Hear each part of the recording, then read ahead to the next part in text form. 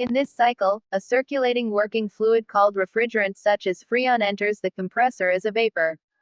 The vapor is compressed at constant entropy and exits the compressor superheated. The superheated vapor travels through the condenser, which first cools and removes the superheat and then condenses the vapor into a liquid by removing additional heat at constant pressure and temperature.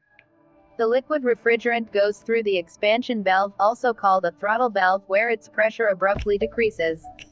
The freezing refrigerant then travels through the evaporator, taking away heat from the body to be kept at low temperature.